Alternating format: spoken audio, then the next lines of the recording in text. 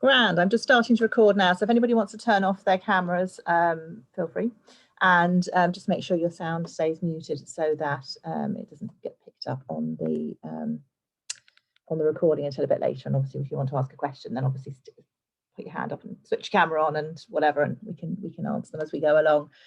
So it's lovely to have you all back again. It's been a busy month in publishing. All sorts of things have been happening, and obviously we've had a little bit of sunshine too. We might have had our summer this week already, so I hope you've had a chance yourselves to get on and do some writing, and perhaps build on some of the things that we did before.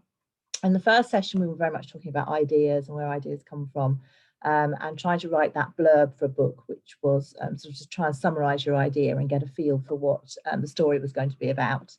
And then what did we do last week? Last time was that about plotting? I completely forgotten now. But anyway, this week, well, this month, we're going to talk about character. And for me, character is absolutely intrinsic to a book and to the success of a book. Because books basically are about character. There's this big debate in publishing and just generally about whether books are plot driven or character driven, and particularly in crime, this is a sort of consideration. But I think, and a lot of people agree with me, that without good characters, you have no plot, because it's the characters' reactions to each other and to the situations they find themselves in that give you plot. And so researching character and having good, strong characters in your story is absolutely vital. And there's lots of ways of doing that. I'm going to talk about that in a few minutes. So first off, when you're sort of starting out, one of the basics I do is obviously I try and come up with the idea for the story and the plot, and I write the blurb and I write an overview of what I think the book's going to be about. And then really my next step is very much thinking about who the characters are going to be, who is going to be in this story and whose story is it.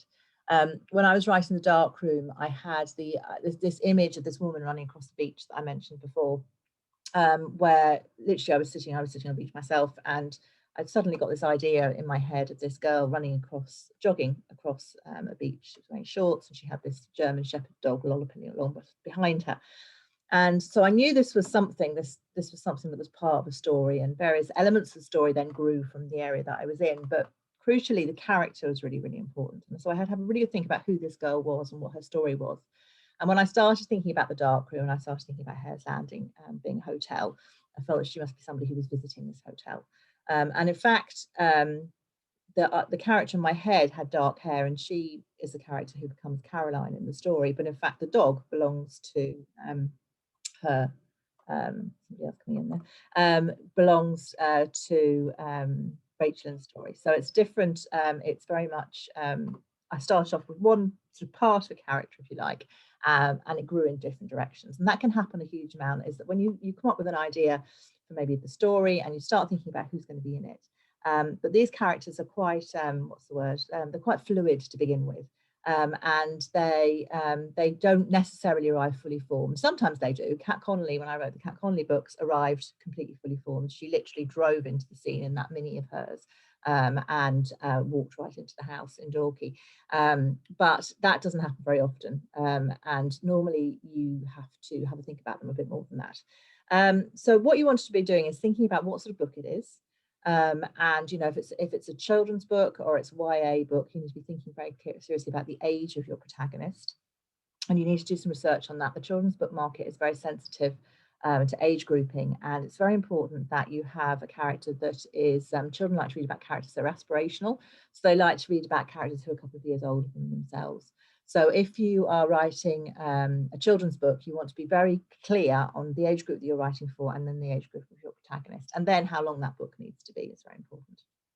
And we need to make sure that all our characters are three-dimensional, are literally that they feel like real people. Joseph O'Connor, I think I said this before, but Joseph O'Connor has this theory that characters sort of float around in an ether above writers' heads, waiting for the right writer to land on. And sometimes when they land, often they're not fully formed, or they need to develop, or you can't quite see them all, and it takes a while for that character sort of to come through. But I think that's a really interesting idea, because when they do start to live in your head, they become so real. It's incredible. And you'll know yourself, many of you guys who are writing, that how they really take over. When you get to the stage where the characters literally are taking over and they're saying things you aren't expecting them to say, or doing things that you aren't expecting, then you know you're completely in the zone in terms of story, and that's the place really that you're trying to get to, where it's not you driving them, but where they're driving you, which sounds completely and utterly mad to anybody who doesn't write. But when you know yourself, when there are times when the writing just flows, and that's what you're trying to get to. You can only, I think, appreciate that when you've actually had a go at it. So how many characters do you have in a book? Normally you'd aim for maybe 6 core characters, sometimes less in children's fiction. And obviously there'll be some sub characters too. And understanding who those people are is crucial, as I said. So first of all, I start off trying to get hold of what their name is, and trying to work out who they might be. And names are really interesting because they can tell you a huge amount of character. And one of the things you're trying to do when you're bringing this character to the page is to show the reader as much as you can about them, but without telling them a whole ton of stuff. And names can be really, really useful. So I'm just looking at even the names on the screen here. We've got Sinead, we've got Barbara, who's actually David in disguise, Sue, Nicola, Susan, Alison, Kathleen, Lynette, that's my name, and Victoria and Carol. And all of those names are very different, and they all give you a sense of who that person might be, literally just by the name. Sorry, at the top we've got Tony and Linda and Neil there. So Michelle, sorry, I'm reading the names and not your like that. But all of those names give you a sense of who those people might be. And Grace, sorry, you're there next to me. And so names are very important. There are 2 things you need to remember about names. First of all, have a really good think about who your character is. Somebody's name can reflect their socioeconomic background and who their parents are, what part of the world they've come from. It can tell you a huge amount about their ethnic background, their age as well, because particular names are popular in particular periods. So for instance, if you're writing a book set in 1930, you're not likely to call your character Wayne. You want to be really try and be sensible about who this person is and what their background is and what they could be called. I do tend to find when I'm thinking about characters, so when I was thinking about Caroline and Rachel for the Darkroom, I knew what ages they were, and I've done this a lot with characters. I tend to know what age somebody is, so it's quite important for me to be able to work that out, to get a handle on who they are. And then I sort of work backwards to find out what year they were born in and what year they would have been, say, 16 in and what year they would have been 18 in. And then, so if I haven't got their name, I then go back to the baby names for that year. You can literally put it into Google, baby names 1949, girls' names 1949, and it'll show you the most popular names. And it really gives you a great selection to choose from. So in the Darkroom, we ended up with a character called Honoria, which I can't even pronounce, which was based on a character who's actually in Bleak House in the end. But I knew her name started with an H. And in the very first draft, I think she was Helen, and then she became Henrietta, or was it Harriet? Anyway, whatever, it was either Henrietta or Harriet or a version of that, but I couldn't spell it. So every single time I wrote it in the draft, I spelt it differently, and it just became a complete nightmare. Sometimes you just can't get your head. It's like Rachel in the Darkroom. I spelled that about 15 different ways too. Sometimes there are names like Claire is always one that catches me out because sometimes it's got an I and sometimes it hasn't. So be sure, have a really good think about the name and make sure it's a name that you can use. So then I was doing some research and I knew I needed an H name for this particular character, and she's not in the book because she's just talked about a lot, and she comes from a particular period and she's American, and that's sort of, I knew her background and stuff, and I wanted her to be a little bit different, I suppose, from your average character, and so I settled on that name in the end. So have a really good think about names because they tell you so much. I always think that there's a brilliant book by Meg Rossoff called I think it's called The Way We Live Now. It was made into a movie. It's a YA book, but she writes about a character called Daisy who comes over from New York, and she goes to live with her cousins who are very sort of aristocratic, upper middle class British kids who've come from quite a very well off family, but have lost all their money. So they live in this absolutely crumbling sort of stately home. But because they come from the type of background they come from, they're called Algernon and Sebastian and something else. I forgot what the other one is. But those names just tell you so much. Sebastian and Algernon tell you so much about who those characters might be, in the contrast then to Daisy. Really think about names. They're really important. And you can change them. I mean, I regularly change them. I'm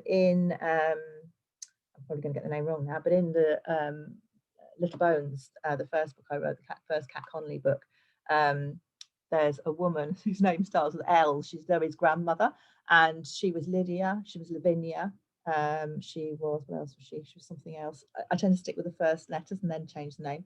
And then I get to the point, I go and do an event, and I actually can't remember what I ended up calling her. So I look really silly, because really I should know what my character names are. But you know, you can change them. You can literally, you can do find and replace really easily. If you make sure there's a thing in Word called find and replace, click on the box where there's an advanced version of find and replace where you can match the case and only do whole words.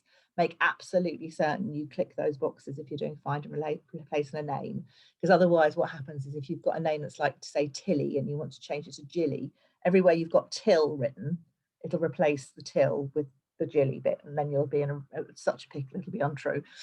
We've all done that at some point.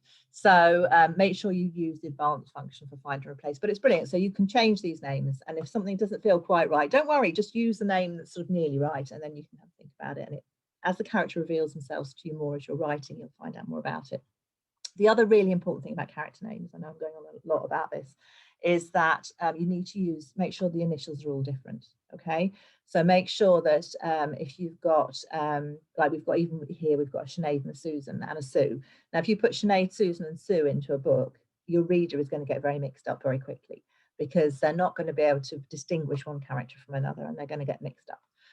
So what you want to try and do is make sure the names are different lengths, that they have different initial letters, that they sound different. You know, if you've got a Jack and a Mac, there's a good chance people are going to mix them up. We've all read books where we've had to go back a few chapters, or back a few pages, excuse me, to find out, because we've lost the thread of who's talking. And you don't want that to happen if you can avoid it, because that really can jar the reader out of the story. So try and look for names that are distinctive, that speak to you, that tell you and tell your reader about that character and who that character is, and where they come from and what their background is. They don't have to be fancy, they can just be ordinary names, but that, you know, put some thought into them and really work at them. So that's important. The different initial letters is really, really very important. When we meet your character, and I'm talking to people about sort of you meeting your character for the first time when you introduce them into your story. First off, I like to do a lot of research in terms of who this character is. So I want to know, as I said before, how old they were, when they, what year were they 16 and what year were they 18? And I tend to try and find out what the hit records were in those years. I want to get a sense of what they were listening to. It just gives me a feel for who they would be, because all of us have records that come on the radio that we associate things with.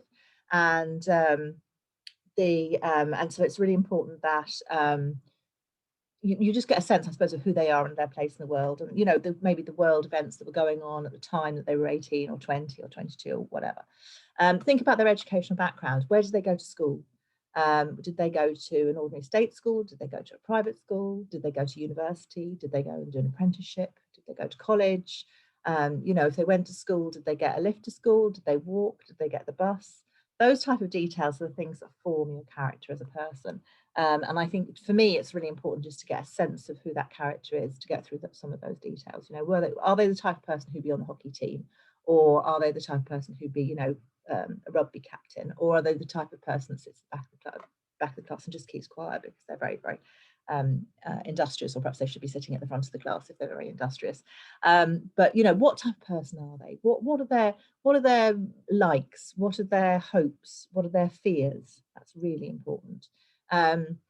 What's the thing that they value most in the world? What do they love? You know, do they have kids? Do they have pets?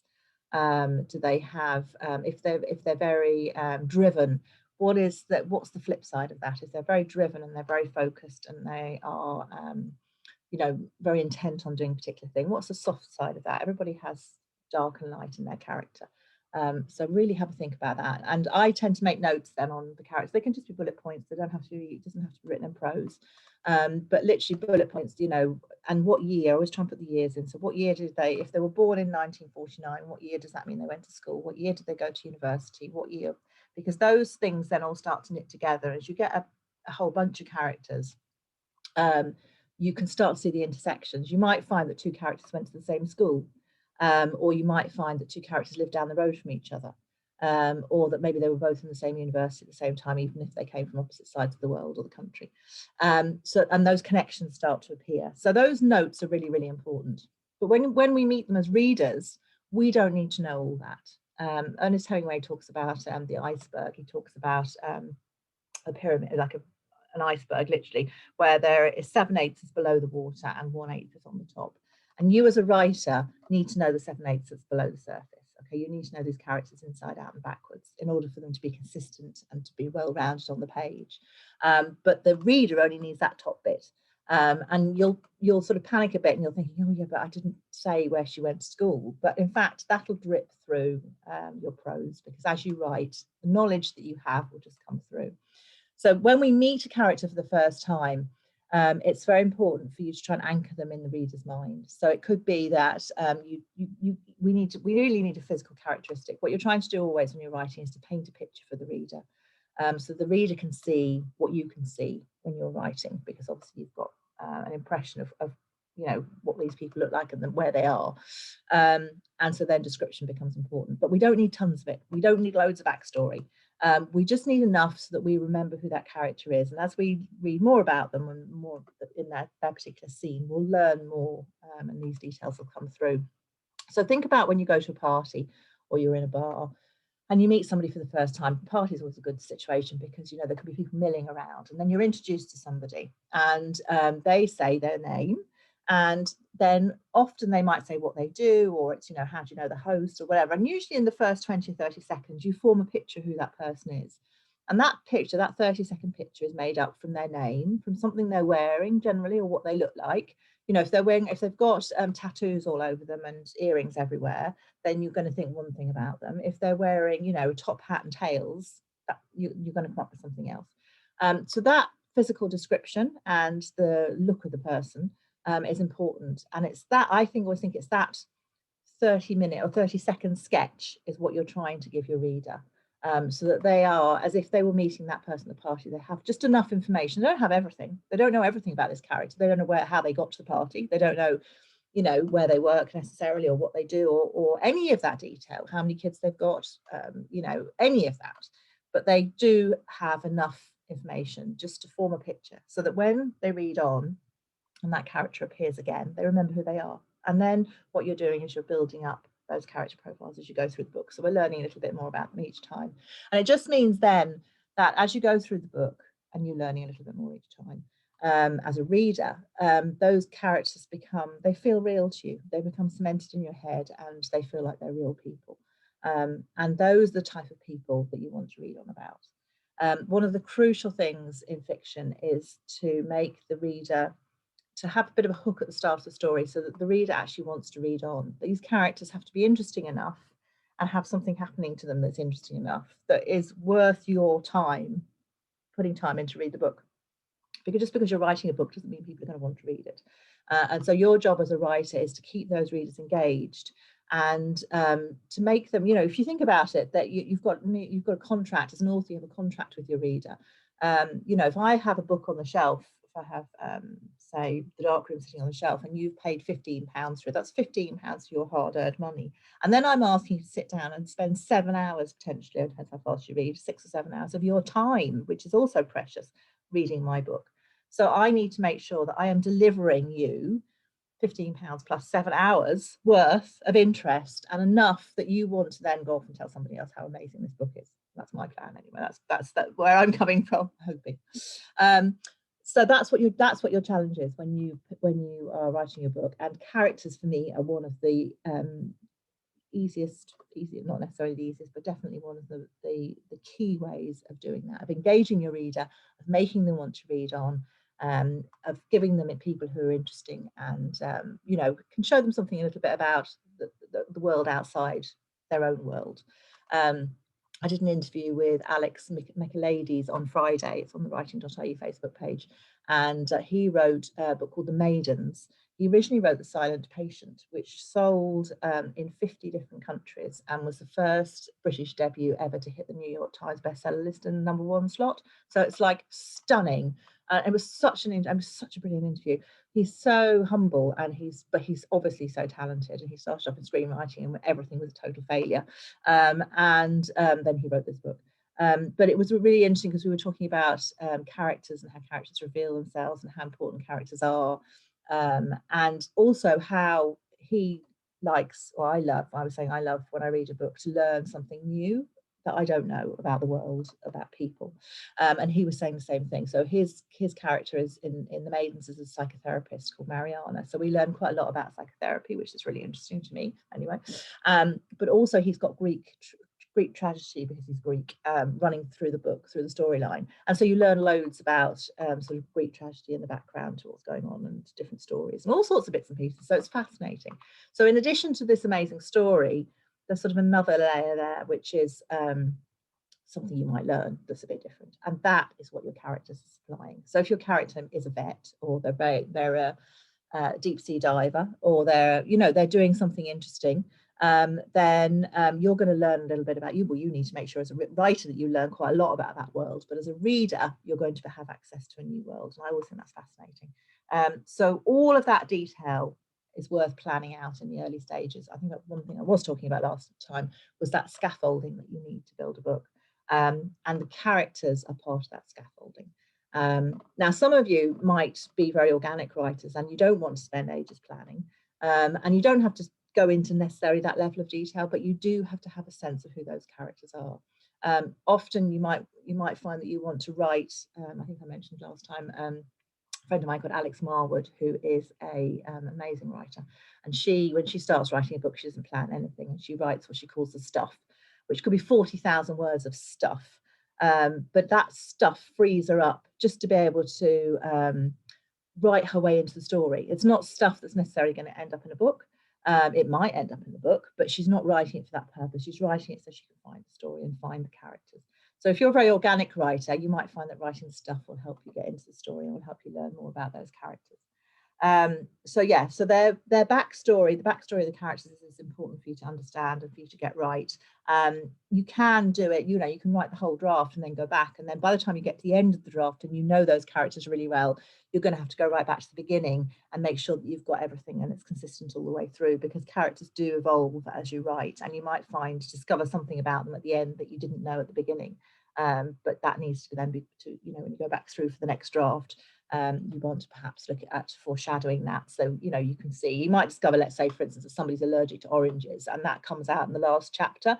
So we need to see some sort of consistency all the way through the book. If you've only realised right at the end, that won't have been incorporated in, and it's hinted at or alluded to along the way, just to foreshadow it, particularly if it's an important plot point. So those are some key things about thinking about your characters. Now, characters, as I say, drive story, and so the point of view that you write from and the point of view you choose to tell your story from is also vital, and that we're back to character again for that. And there are loads of different ways of telling a story.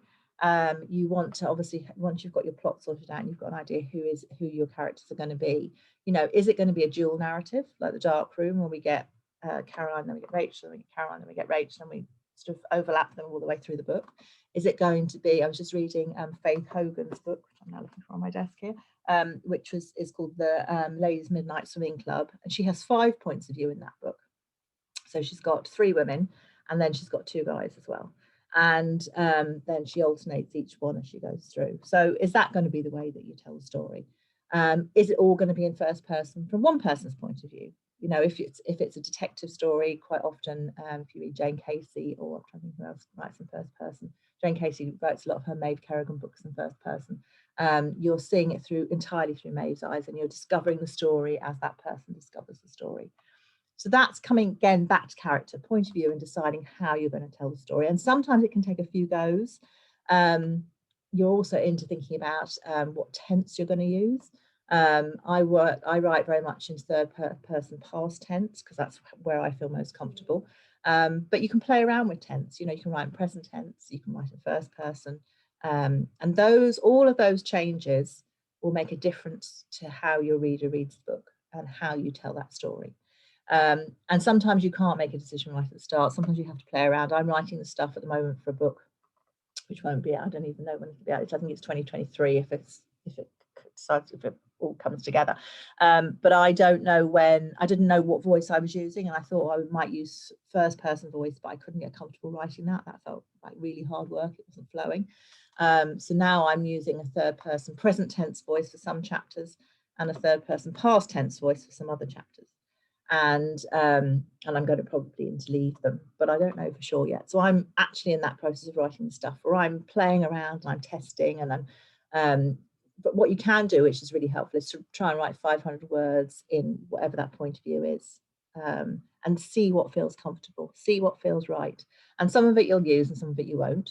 But it means then you're not labouring, you know, you might say, okay, well, this book is a book about a detective, and so therefore it's going to have to be in first person. And, you know, but it's hard work, just even getting that voice captured on the page. And the most important thing is that that writing flows for you, and that it isn't hard work. I mean, there's lots of hard work involved, but that it's the actual writing process isn't something you have to be thinking about every single word. So do test it out, write 500 words, you know, see how it feels, write 500 words of description. You can write 500 words of backstory. You know, maybe your character has, well, all characters have a significant moment in their life. They have a moment that in romance they call it their wound. What is the thing that happened to them that changed their personality? We've all got something in our lives where something big happened, and you know, it might be a car accident, or it could be just, you know, terrible A-level results or fantastic A-level results. You know, it could be anything. But it's something that slightly changed our path. And so when you're thinking about characters, try and identify what that thing is for that character. And if you want to sort of get a feel for what their voice is, perhaps write 500 words about that particular moment in their lives, just to get a sense of who they are. What else do I need to tell you about this? Yeah, so I think testing it out is always really important. You know, and if you might find that you're 2/3 of the way through your novel and you're struggling with something, or it's not working, or you just have a niggle. And it could be something simple like, well, I say simple, changing points of view, or adding in an extra one, or just thinking about who those characters are and how you tell that story. Sarah Webber's a very good friend of mine, and she wrote one book years ago now. She wrote the whole book in third person and then decided that she didn't like it and it wasn't working. So she changed it into first person, the entire book. And then when she finished that, she decided it didn't work. So she changed it back into third person. So, you know, you can play around. I wouldn't recommend that because it's just such a lot of work. But don't be frightened of the work, because every time you go over a draft, the book gets better, literally every single time. So every time you're going over it and over and over it, you're improving the book and you're making it better, and that's a good thing. So yeah, it can be very painful when you write things and you have to bin them, or you delete them, or you have to move things around. No, there's no option to change tense on Word. No grace, unfortunately. it wouldn't work, because when you write, there are many, particularly when you're writing, if you're writing a flashback scene, your flashback is going to be in a different tense from your main part of the chapter anyway, so you couldn't change a whole book. You're using different tenses all the way through a book. So yeah, no, it would be even for the bulk of it. So that's it. So we don't want to know too much backstory when we meet your character. If you've got a postman who's delivering a really important letter to a house, and the letter is the thing that's going to be the explosive moment that's going to kick the whole story off, we don't need to know what the postman's name was, or even, you know, we don't need to know where he went to school or what his dog's name is. We just need to know that he delivered the letter. So don't feel that every single time we meet a new character, we have to know who they are. As I say, this is just remember Hemingway's Iceberg. You need to know, because actually maybe the postman's dog's name is really important and it comes up later, but the reader doesn't necessarily need to know that point. The most important thing in that scene is that letter is delivered. So, and one of the classic things with new writers, and I did it too, is delivering us huge chunks of backstory every single time we meet anybody. Is you know, that you feel that you need to tell us who this person is and show us loads of stuff about them. But we don't. It's just that. Think about that, meeting somebody at the party in the first 30 seconds, and that's all we need. We just need enough that we're not going to forget who they are. So if they've got one leg, we need to know when we first meet them. You know, if they've got a blonde crew cut, or they've got tattoos, or whatever it is that you would notice about that person when you first meet them, that's what you want to make sure the reader has. Yeah, don't surprise them with the one leg later in the book.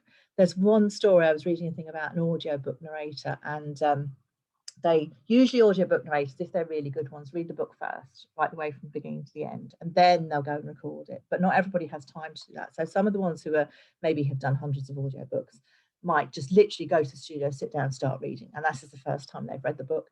And this particular audiobook reader got to like page 275 and discovered that the character had a lisp. like, and they hadn't had a list all the way through because they didn't know, because the writer had gotten to tell them. So, you know, that important. It's like somebody having one leg. There's no point telling us they've got one leg in chapter 5. Do you know what I mean? Because we've already formed an opinion about who they are. And you know, we had 2 legs all the way to through chapters 1 to 4.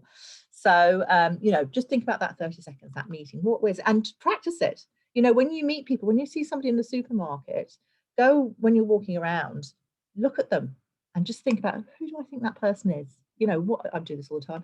What have they got in their basket? What are they wearing?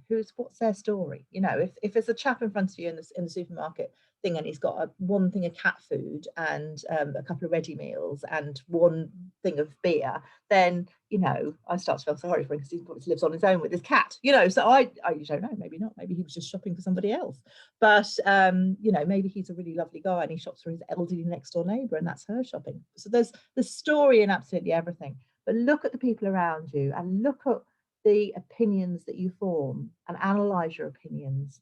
And that's what you need to use then in your book when we're first meeting characters, because characters are what lift a book. Characters are what you remember. You know, when you think about the books that you've read and really, really loved, it tends to be, you don't know anything about the author. I mean, they're just gone, but it's the characters that you remember. Often it's not even the plot. It's just a particular person sticks in your head. So they're really, really, really vital, absolutely part of the sort of the building blocks of writing a great story. And I would highly recommend as well, I'm going to switch you over so you can ask questions now in a second, but highly recommend creating, when you write a book, if you can, a character Bible at the very start. Okay, so I use, I think I mentioned it before, I use this Scrivener thing, which is like it's like a program that you download onto your characters are what you miss when you finish good. Yes, exactly. So characters, that's just Sue saying to everybody that characters are what you miss. Absolutely, because you feel like you know them, don't you? That's where you're trying to get to. I use this thing called Scrivener, and basically it's I don't even know why I use and not use Word, but it's very handy because it has this little thing down the side where when you start a new project, where you can put you can have little tabs for all your characters, so you can have a different name for every tab. And then I have a research section, and I put all the random bits of research into there. And I find it really handy, because when I'm reading, if I find something on the internet, like I'm reading The Guardian or something, I find something useful, I can literally just copy the link and I lash it straight into Scrivener. So I might be doing a thing about where I'm studying polar bears and icebergs, and I've got a whole load of things about icebergs in Scrivener. And then every time I find anything, I can just stick it in. And often I never actually go back and check it, but I've got it saved. So I use Scrivener for each of the characters. And I literally have a different file for each one, but I do try and have one page where I've got all the names listed, because then you can see if there's any patterns in the names and if you've reused an initial letter. Because literally I have one book, I can't remember which one it was, I think it was No Turning Back, where I changed a couple of names. I did my find and replace and matched my case, and it was all great. And then when I read it over, I discovered I had a Bess, a Tess and a Jess, and one of them was a dog. I mean, like, that's not going to work, is it? So, but I honestly had no clue until I literally went back and read the book that I'd managed to do this. It was because I was busy changing names, you know. So keep a character Bible. And sorry, somebody's asking how you spell it. I'm going to put it in the chat here. Is the chat the best place for it? Scrivener. I think I can do that. Scrivener. Oops, I've even spelt it wrong. There we go. But there's an article on writing.ie. If you go into writing.ie and you just put Scrivener in the search bar, there's a great article that tells you how it works. And Sheila Flanagan uses it and Alex Barkley, and there's links to find it at the bottom of the page. So that's a useful one for everybody. I just find it handy. I don't use it for writing in. You can write in it, and then it compiles all your chapters and stuff, but you can't get my head around that. So I literally write in Word, and I have one document and I write it from beginning to end. But Scrivener is really useful for research, because you can just keep putting bits in, and I put photographs of my characters in. I'll tell you about. So you can probably see behind me the dark room thing here. So I get photographs of my characters really early on. People I've got in my head. There's Caroline from the dark room. Hi, Rachel. There's Rachel. I think she's a newsreader for Channel 4. I've no idea who any of these people are. That's Hunter. He's the guy who was on the X Factor. Kevin, who's on the X Factor. So I never know who people are, and I'm not interested. I just want the people who look like the people in my head. And so then I create, now this is absolutely nothing to do with procrastination at all, but then I create a storyboard which has the various locations on it as well. This is the in the dark room, there is a a jail in the, you can't see it very well there, but there's a jail in right at the end, which becomes very significant, in the grounds of Hare's Landing, and that literally is the jail that gave me the idea. I was sitting opposite that when I literally sitting here when I was sitting, you could see this girl Caroline running along the beach. So there's all sorts of bits there. There's Jasper, who's the dog, who's in it too. So I literally created a storyboard, and I find that really useful. I found this most useful when I started writing Little Bones. The dressmaker one here. My desk. I've been doing this for years, so I've got loads of them. That's not the dressmaker, that's something else. I find it so useful because if you're busy and you have to leave the book for a couple of days or even a couple of weeks or whatever it is, somebody's saying that's exactly how you picture Caroline. Thank you, that's brilliant. I managed to convey her on the page as well. So if you're busy, if you've got pictures in front of you, it's like they're calling to you the whole time. So when I wrote The Dressmaker, I had little kids and everything, and it took me ages. So I had the storyboard in front of me, and all the characters were looking at me the whole time. And I just find it really useful. So I've got another one. I've just finished a book about a character called Carla Steele, and that's her there at the top. See, there's all sorts of different people, and they're different places. So literally I try and create them for everything. I'm just starting something new, and I have all pictures cut out. I literally just print them off the internet. This one here, there you go. There's a location shot at the top there, and then this is about a woman who's a QC, this next one I'm writing, so she's going to be there, and I'll cut them out, stick them on a storyboard, and then it's like I've captured the story. And even if I decide then not to write that book now and maybe write another one, that does happen occasionally, once I've got the storyboard done, I've like captured the story and I can always come back to it. I feel like it's safe and secure. So that's my storyboarding. So has anybody got any questions? Do you want if you want to stick your cameras and your voices on, what's the word, volume on? Has anybody got any questions, or any questions from any other week we did actually as well? If anybody missed anything? I'm terrified into silence now. Tony, fire away. Hi Sam, thanks very much. That was really enjoyable and comprehensive. I'm just wondering, would you say my interest is short stories? Would you say all of what you said applies equally, or short story you just don't have enough space to develop or express your character? In that sense, is there anything that might apply a little bit on the character theme, particularly to short stories? Yeah, I mean, definitely think about their name if you're going to use their name. Short stories are very much a snapshot of somebody's life, and in fact you can write a short story about two characters and we never know who they are, because that's the nature of the beast, I suppose. And often I find that characters again are still very important, and that they're going to drive your short story. So you're going to need to know a little bit about them, but quite often you'll find it as you're writing, because it's a much more manageable size, isn't it? So yeah, so I wouldn't necessarily spend ages and ages working out who they are, because they're only going to have to do you for maybe 2,000 or 7,000 words as opposed to 100,000. But definitely that thinking about who their names and how they relate and who they are, I think is important. I think that helps drive the story. So definitely, yeah. So useful in the sense that you need to know who they are. But you don't need that same level of depth for a few thousand words. Thank you. That's useful. Yeah. I think that's the thing about a novel. It's so long, and it's such a long piece of work, and you're with them for so long, these characters, that if you can, the more you know about them, the more you can get right and easier, and it becomes. So I think that can be really, really useful. Let me just check the chat and see if there's any questions in there. Oh yeah, we've got Scrivener. Oh, I think we're all right. We're good on. There's nothing there in the chat. So what are people writing at the moment? Have you got your characters sussed? Do you think you've got your characters sussed? Any of you? Share. Tell us who you're writing about. Does anybody want to be brave? Not yet. I've just finished a book called it'll be out in January, called Remember My Name, and it features a character called Briony O'Brien, who this is when a character Bible becomes very important. I actually wrote a book about that. I decided, this is a bit complicated, but I wrote a book that was supposed to be following Keep Your Eyes on Me, and then I decided that the pacing wasn't quite right for it, and it was much more like a Kat Conley book. And so I decided I'd park it, and then I literally, while I was on holiday finishing it, was when I had the idea for the dark room, and I thought, well, I think this is going to be a better idea, so I'm going to write that one instead.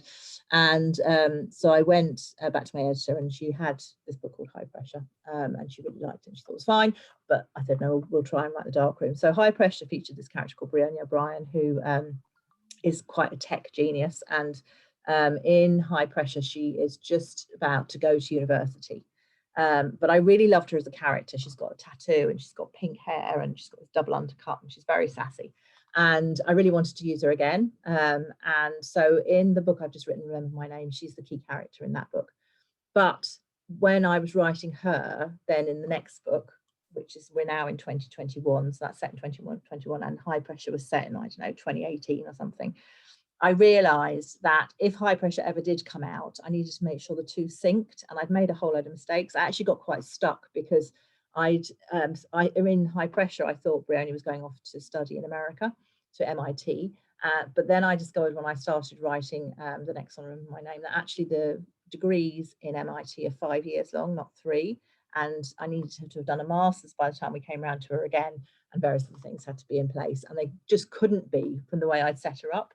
So I actually had to go back to High Pressure, make a few changes there, and then be aware of that when I came through to Remember My Name. But it was really strange. Your subconscious mind is such a powerful tool. And it was 2 years ago that I wrote High Pressure, and I've basically forgotten the entire story pretty much, bar the key points.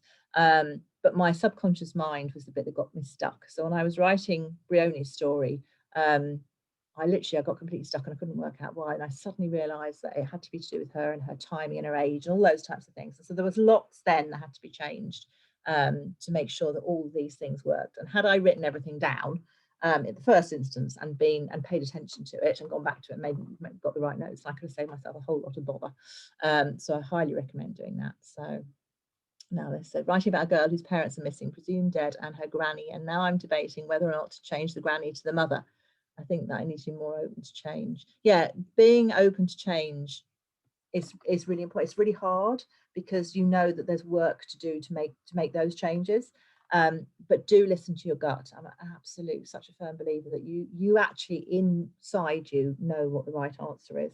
And if you're getting a niggle, then usually follow that thing. So if you're getting a niggle that maybe it should be the mother, absolutely, Sue, follow that niggle, because what happens, what holds you back is the thought of, oh god, all this work and all the changes. But actually you might find when you go back in that it's not as much as you think.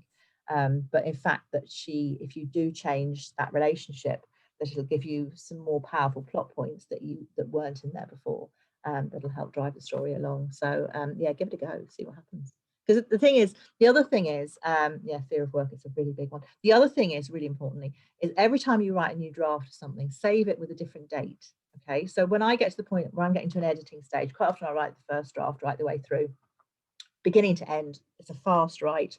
I just want to throw the story down on the page, and some of it can be complete nonsense, and I repeat myself, and it's just terrible. But that doesn't matter, because that's what a first draft is all about. I would say it needs to be a real hot mess. And when you come back to the subsequent drafts, save, like so Sue, when you do yours, save your new version with a new date. So same title, but new date. Okay, so that it's a different document. And that means that if you ever have to go back to her being the granny, or that there's maybe a couple of paragraphs in the granny's voice that you really love that you're going to need to bring through into the new manuscript, you've still got them. And then it doesn't feel like so much work, because if you're changing a document that you spent lots of time working on, and you feel like you're deleting bits and changing things around, it can be quite heartbreaking, and there's a sort of fear in there as well. But if you're writing it into a new document, you've saved the whole of the old one, and so nothing's going to be lost. And it just mentally, it helps you hugely. And it also is particularly useful if you need to add something. I deleted an entire chapter in Remember My Name, and then changed my mind and decided I wanted it back again. So I had to go back and find an earlier draft, just with a couple of days beforehand, and I was able to reinstate the entire chapter, because that does happen, when you're moving bits around. So yeah, absolutely try and save it. It does mean you'll end up with loads of drafts too. I must have 50 or 60 drafts for Little Bones, all saved under the date. Every single time I went in to change something, I literally saved it as a new document, so that then you've got that progression, and you don't lose anything, and you feel like you don't feel like you're deleting anything, so you don't feel like you're losing work, if you can manage to do that. So what's anybody else writing? Has anybody else got any character queries or issues? See, you can pop them into the chat. I think characters are wonderful. I think they're the most exciting thing about writing. You know, finding new characters and finding characters that do unusual things. I'm writing about the new character of the book. I just showed the picture I just showed you there. The woman is senior counsel, and I'm thrilled because I found a senior counsel in the law library who's helping me, and I've had a big chat to her on the phone the other day.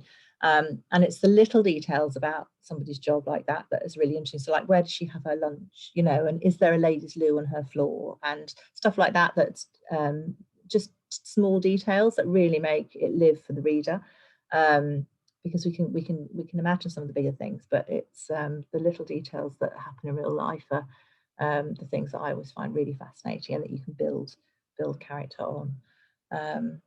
So anybody else got any other questions?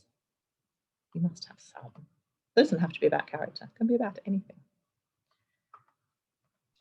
I'm having a bit of issues with a novel I'm writing, and it's kind of I can't figure out whether to make the character dead and from a dead person's point of view, and then the other side of it is I keep fighting whether I'm going to write it as a fiction or fiction based on true life, because I think if I do true life, I could get into like sticky things with like legal things. Yeah, writing true life is really tricky, especially if you, and writing fiction as true life is really tricky. That's even trickier because you've come away from the truth and you've made bits up, and then people can't tell which bits are made up and which bits are true. One of the things Carla Gebler talks about, I think this is a great phrase, I find that if you write things too close to the truth, so if you base a character on somebody you know too closely, what can happen is you get hobbled by the truth. And that's the Carla's word, is hobbled, because you're trying to stick to the character so much that you're not letting the fiction flow, you know, and you're not letting them, excuse me, become the fictional character they need to be. They're still anchored in the truth, and that can present problems, because you might have made slight changes, but you haven't made them consistent. Do you know what I mean? Right the way across the board. So I think if you're writing, for me, I think try and stick with fiction because it's a much safer area. If you're writing a character that's dead, then if we know she's dead at the start, then you want to be thinking about, well, why do we need to read the book? Because if she's already dead, you know, it's like if that's something that's apparent. You read Lovely Bones by, is it Alice Sebold, is it? She wrote Lovely Bones? But the book is called Lovely Bones, and it's about a character who's dead, and but it's brilliantly done, and really brilliantly done. It was a huge success, because I think you need to read some books like that to see how people have handled it, because you can absolutely do it, and it can be her voice coming back to us, and we might not know she's dead. Sorry? That's a film as well, isn't it? Say again? That's a film as well, isn't it? Yeah, it was book first. Yeah, I think I saw that actually. It was very good, but it was. Yeah, well, go back and read the book and see how she did it, because it'll show you structure. Reading is the most important thing when you're a writer. Absolutely the most important thing, because you're understanding when you read. Every time you read, especially when you're writing, you're analysing. You know, Tony, if you're reading short stories, you know, get Louise Kennedy's short story collection, The End of the Road is a Cul-de-sac. Get Sinead Gleason's short story collection, and compare them and see how they've handled story and how do they work and how do these stories work. And the same with novels. You know, if you're writing YA, make sure you're reading YA. If you're writing crime, read crime. Find out and analyse how the readers have done it and how the writers have done it, how they delivered the story, because that's absolutely crucial to you then learning and working out how you can deliver the story. Yeah, but I would definitely, Grace, I'd try and, I mean, unless you want to write a memoir, definitely steer away from the truth if you can, and let the fiction fly, and then decide. Then you need to, then I would write the things in different voices, and it might well be that the dead character's voice comes through really clearly, you know, as somebody sort of slightly removed, and that you want to put her in, or that you don't want to put her in because obviously because she's dead. You know, you don't want to use her voice at all. You don't have to. She could be the person that hinges the story because everybody's trying to find out what happened to her. So yeah, there's lots of different ways. There's always lots of different ways to approach a story. If you've got a core idea for a story, play around with it, plot it out, write blurbs, you know, write a synopsis, because a one-pager is very easy to manage. You know, you can write an overview of a story, and as you're writing it, ideas start to connect. And if it works, then, you know, sit on it for a week, and does it work? Does it not work? How could you change it? How could you make it better?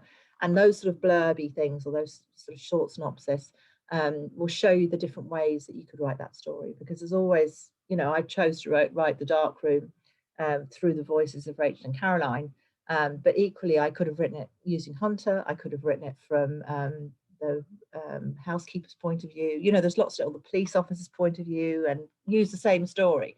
So there's lots of other ways of doing things, always. What you need to do, I always think a story has a voice, and this is a big thing for short stories, is that a short story has its own voice and it has its own length, and it sort of arrives somehow in your head, and guides you nearly. I think a novel does too. So it's that voice is finding, but it can take you a while to find out what that voice actually is, and who those characters are, and which ones you're going to use, and how many you're going to use, and who we're going to see, whose world we're going to see right into, and whose world you want to hide, you know. Yeah, play around with it. Write the stuff. That's what they say. Write the stuff. Alex Marwood says, write the stuff. Play around with your characters, because they are crucial. And when you get them right, everything works. So that's so important. There we go. So I think we're nearly done in terms of time. Oh yes, I was like, who's that? So I can't see the name. Who's liking the storyboards? Michelle. Yeah. I think the storyboards are so useful, because you can see the story then, and you can find the pictures, and it doesn't matter who they are, because I say nobody's going to see it. I'm always a bit worried showing people them, because every now and again I use, like, you know, somebody from RTE, and I don't, you know, I might not know who they are, or I never know who characters are in films, and you know, you end up putting them on a board and you're like, oh god, that's somebody, a real person. Actually, I have been killing somebody in my book, so I have to be careful. But it's just for you. It's just, you know, it's for you to just help visualize your story, because at the end of the day, it's a very visual medium, and that's what you're trying to do. You're trying to create pictures in your head, to convert them into words, so that they become pictures in your reader's head. And obviously, as Simon Scarrow said when I interviewed him the other day, your reader is bringing 50% of that picnic, because they have their own feelings and impressions and stuff that they're bringing in too. So they're very important people in the process. So 2 more minutes. Has anybody else got any more questions? And still not brave enough to write. Just get started, and you can't go wrong. Nobody has to see it. Honestly, nobody has to see it. So when you write a first draft, and like literally the first draft is absolutely going to be a hot mess. You can expect that. Expect it to be terrible. It's not the X Factor. It doesn't have to be perfect first time. And then when you've got the words down, you found the story, then you can start to shape it, and play around with it. Yeah, but don't be held back by fear, because nobody ever has to see it. You never have to send it out. It's just for you at the start. You know, you never have to get it. You're never going to be. I think a lot of people don't write because they're worried about getting rejected, because you hear about people getting rejected all the time. But if you don't send it out, it's not going to be rejected. So it's not, you know, don't worry about that. Just write the thing for yourself. And literally that first draft is going to be an absolute terrible hot mess, and that's fine, because that's what you want it to be, while you're trying to find the story. Yeah, someone's saying, yeah, you can't, Grace, yeah, you can't edit a blank page. That's what Jodie Picoult always says. So go for it, give it a go, and see where it takes you. Yeah, this is first draft. Yeah, definitely, Sinead. First draft, hot mess. That's fine. It's really fine. I mean, and you want it to be like that. Just keep writing, keep ploughing on. Don't try and edit it. When I was talking to Alex Michaelides the other day, he was saying, you know, the creative part is part of your brain, and the part that edits, they're two different halves. And if you try and edit as you go along, you can tangle yourself up in a knot, because you don't really know quite the way the story is going to turn out at the end. You know how you think it's going to turn out, but actually, if you just sit down and plough right the way through to the end, to the end of the story, then you'll find the story, and then when you go back over it, it'll be here. Mine's are terrible. I end up with people saying things that they couldn't possibly, you know, in chapter 3 they couldn't possibly have known, because it hasn't happened until chapter 6 yet. But you know, that's when you go back, and you're going back to fix those afterwards in the second draft, and that's what a second draft's all about. you know, and all the bits I repeat all the time because I keep thinking I haven't remembered to tell the reader this, and I need to actually say this person has, I don't know, green eyes, and so then the same person has green eyes, like, and it's mentioned 50 times, or I change the colour of their eyes, which is what I did remember my name, but fortunately we picked that up. So definitely. So yeah, Louise Kennedy is the other short story writer. I got it here. It's called The End of the Road is a Cul-de-sac, and it's just come out with Faber. And she was shortlisted for Short Story of the Year last year with a story called Sparring the Heather. There's loads of short stories actually on writing.ie. We publish the five, six, sometimes 7 or 8 short stories that are selected every year for the Short Story of the Year for you to vote on. So if you want to read a really big selection, and they're amazing because they're all so different, have a look at that. Go to writing.ie, but just put Short Story of the Year in and foosed around, you know, searching and clicking and fiddling around, and you should be able to find the stories, the voting page for the stories, and for the last 5-6 years, and they're just amazing stories. And by amazing, some writers nobody's ever heard of, you know, who are new, who are just starting out, and some writers who like John Boyne or Donal Ryan or, you know, Colin Tabine or whoever they might be. So there's a whole mixture. It's a great competition. So there we go, our hour is up. I can't remember what we're supposed to be doing next time, but I'm sure it's going to be interesting. I haven't got the list in front of me, and David might have it. He might be able to pop up there and tell us. But definitely be lovely to see you again next month, and hopefully you will have moved on a bit. And if you've any, you know, give yourself a month, see what you can do in that month, see how those characters develop, and you can check back in next month when we do the next stage, and we'll see how everybody's getting on. So can you remember what we're doing next month, David? I don't have it in front of me. It's July 14th though. Well, that's good. So yeah, so July 14th, put that in your diaries. 4 weeks. Okay, and you'll get a reminder. Exactly. And we'll take you on to the next stage. Definitely. So it's great to have everybody. Thanks so much for coming. I'll stop recording. And we look forward to seeing you all very soon, I hope. Thank you.